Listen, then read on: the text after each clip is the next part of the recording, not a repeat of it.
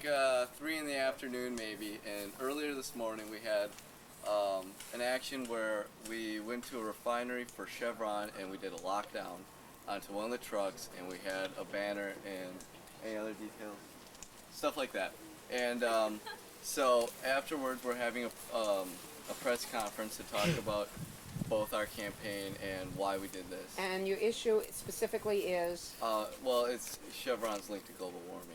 Chevron global warming. Do Right. you know what your banner said? Did you get that far? I don't know, did we decide that? There's something about stopping the flow of oil from extraction to consumption. Okay, so that's okay. And you've met with the press before, and you had media at your action, and so this Right. is just follow up. Right, this is just follow And up the details. you're the spokesperson. Well, we all are because this is a press conference. All right. So who's We all convening? need practice. We all need practice, yeah. Okay. I don't know if we can get to everybody, but we'll try. It's going to be 30 seconds apiece. Okay. Okay, that's good. Yeah, we're just real Perfect. quick. All right.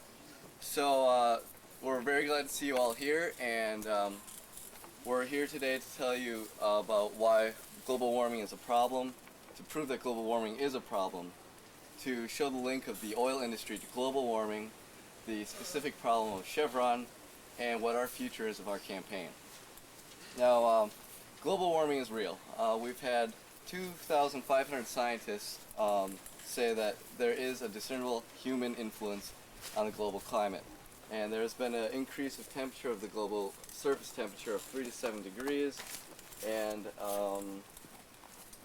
the last 5 of the hottest years of the century have been in the 90s.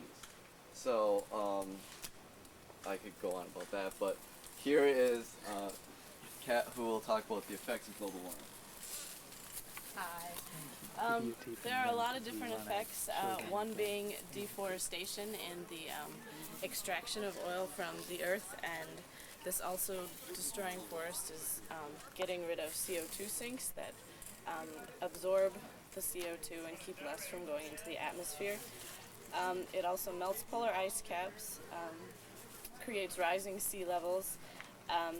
We're expecting 1/2 to 3 meters in the next few years, and flooding of croplands. Also, insurance companies are losing lots of money because of all the property destruction, and the changes in the weather we're all seeing. Also, the days are getting hotter and hotter. And here's Dylan to talk about how oil fits into all this. Oil, along every step of the way from extraction through its use, contributes to global warming. From first extraction causes deforestation, which contributes to the greenhouse effect, and also the refineries, especially older ones, are leaking thousands of gallons of oil into the environment constantly.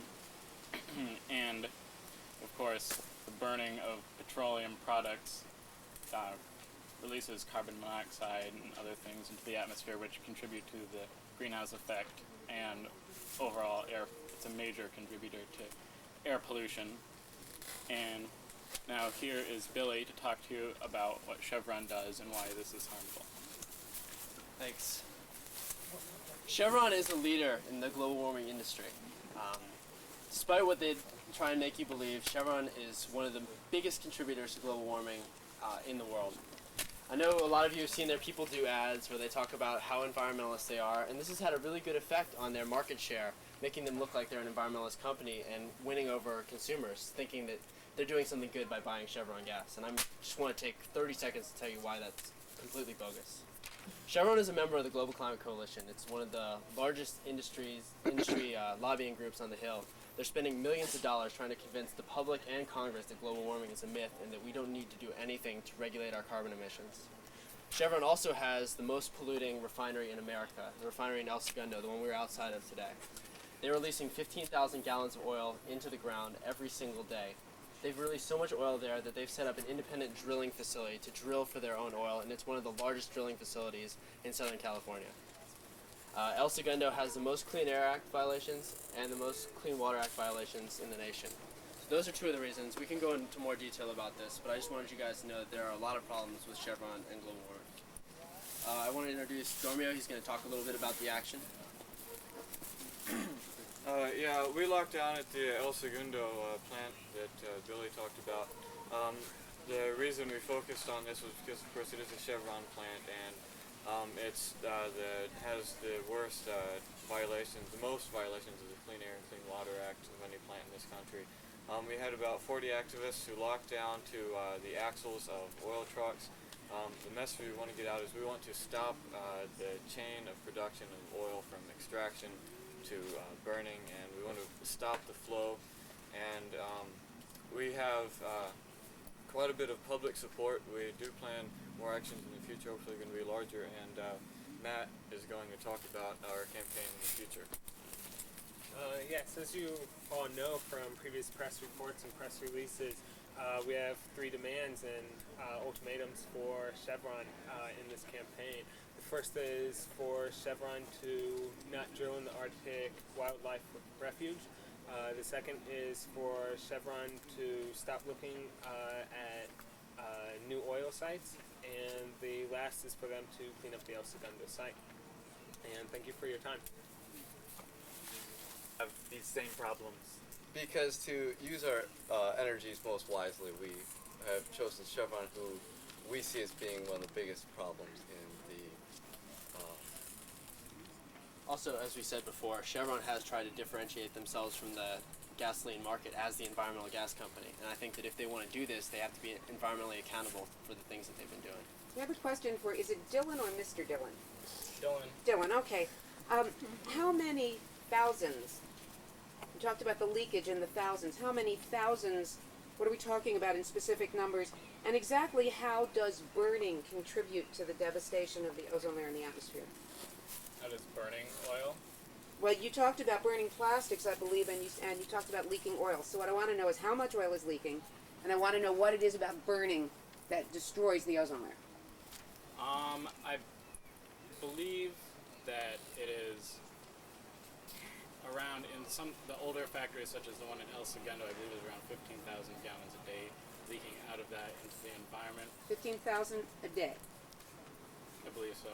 And the burning contributes because it contributes to the greenhouse effect, which How? how by do you want me to explain the greenhouse effect, or I just want to know what burning does. My readers want to know why burning is a problem. Okay. Does it smell bad? Does it look bad? Does it change the temperature? Whatever. it changes the temperature?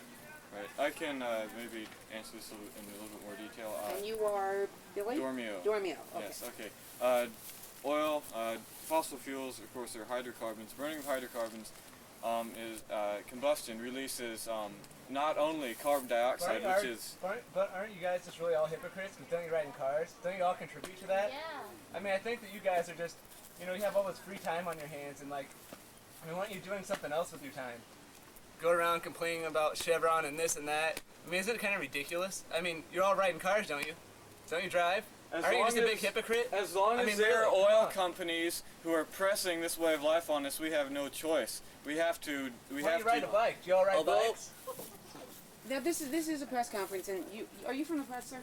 No. Okay, I'm so a could I get the concerned rest citizen of about my these answer? damn hippies. Could I get the rest of my answer about you were in the burning stage?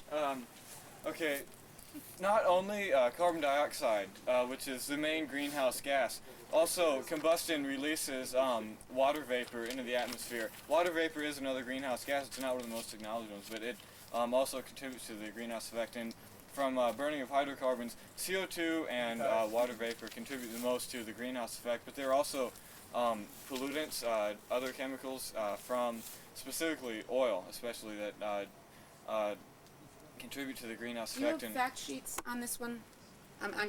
I'm not the normal beat reporter, and I don't have any of that stuff. do Is there a have- place I can get them? We have fact sheets on the scientific consensus behind global warming and also some of the potential impacts of global warming. There's a more extensive list of these fact sheets at Ozone Action, their national organization that we're working with. And if you want to contact them, it's at www.ozone.org. Thank you so Chevron much. Chevron representatives claim that if your proposals are adopted, thousands of jobs will be lost in this community. What do you say to their families? It's a very difficult situation. I would say to their families that... Go ahead. All right. So all types of